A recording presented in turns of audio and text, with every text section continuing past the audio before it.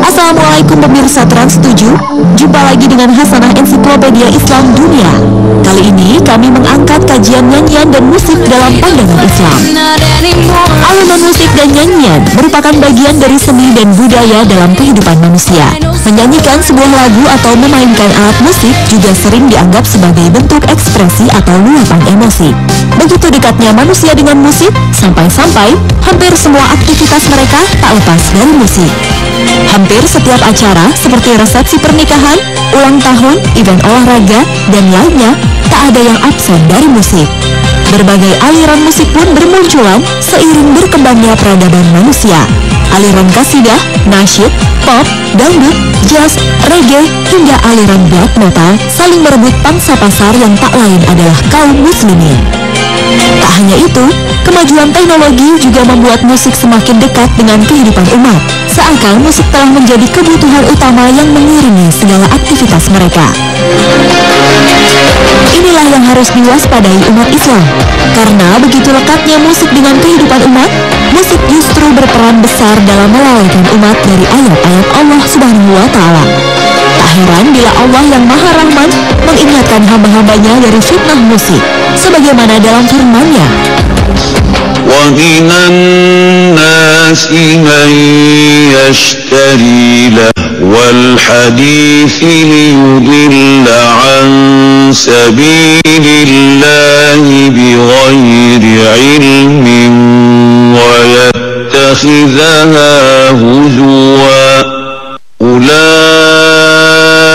لَهُمْ عَذَابٌ مُهِينٌ. Dan di antara manusia, ada orang yang mempergunakan perkataannya yang tidak berguna untuk menyesatkan manusia dari jalan Allah tanpa ilmu dan menjadikan jalan Allah sebagai olok-olok. Mereka itu akan memperoleh azab yang menghinakan.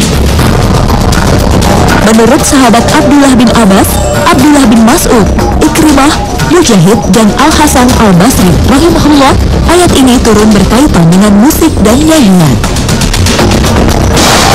Dalam tafsir Al-Quran yang azim, Al-Hafiz Ibnu Katsir juga menegaskan bahwa ayat ini berkaitan dengan keadaan orang-orang hina yang enggan mengambil manfaat dari mendengarkan Al-Quran, yang kemudian berupaya untuk mendengarkan musik dan nyanyian dengan segala irama dan perantinya.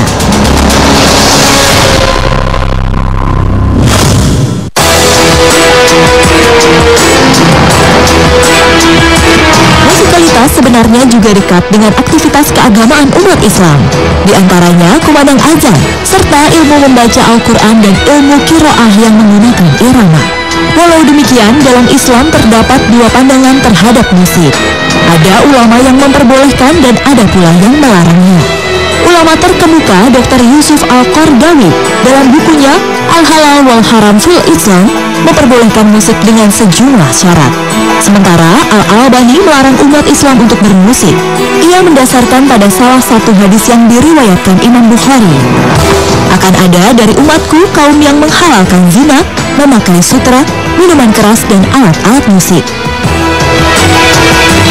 Dengan kata lain, akan datang suatu masa di mana beberapa golongan dari umat Islam mempercayai bahwa zina, memakai sutra asli, minum minuman keras, dan musik hukumnya halal.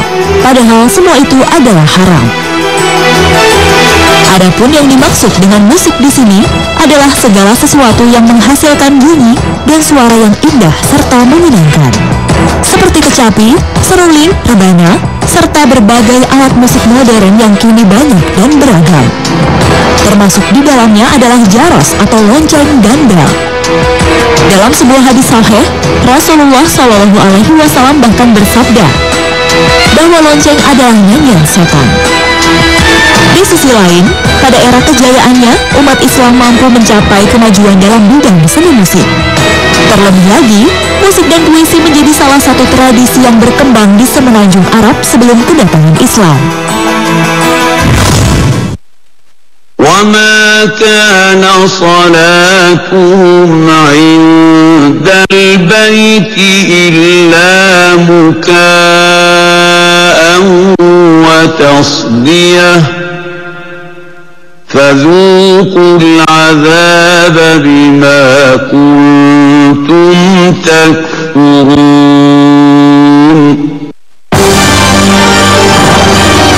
Perkembangan peradaban manusia melahirkan berbagai macam aliran musik.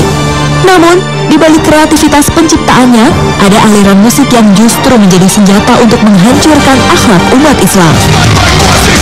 Lahir dari perlawanan terhadap kebosanan dan kemapanan, musik underground seolah menjadi jawaban dari kegelisahan generasi muda dalam pencarian jati diri. Berbagai jenis musik underground seperti musik punk, skinhead, metal semakin digemari generasi muda dunia, termasuk di Indonesia.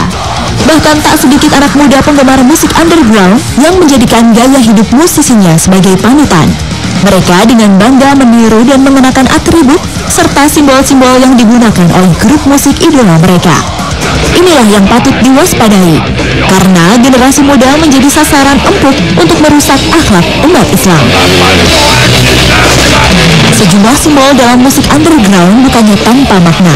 Tangan dan jari berbentuk tanduk yang sering digunakan oleh penggemar musik underground adalah simbol penggambaran satanik atau pengikut setan, menjadi salah satu kode dari Illuminati, organisasi rahasia penganut ajaran Kabalah yang memuja iblis. Salah satu tujuan utama organisasi ini adalah menghapuskan seluruh agama yang ada di dunia. Tanpa disadari, generasi muda Islam yang menyukai aliran musik ini telah terbawa dalam kesesatan. Mereka identik dengan alkohol, mengenakan anting dan tato, yang semuanya termasuk dalam larangan ajaran Islam. Dalam kitabnya Al-Qadha, Imam Syafi'i berkata, nyanyian adalah kesia-siaan yang dibenci, bahkan menyerupai perkara batil. Sekali lagi, ini perkataan imam anutan umat Islam di Indonesia, Imam Syafi'i, menyebutkan nyanyian adalah kesia-siaan. Imam Syafi'i juga menyatakan, barang siapa memperbanyak nyanyian, maka dia adalah orang dungu. Syahadat atau kesaksiannya tidak dapat diterima.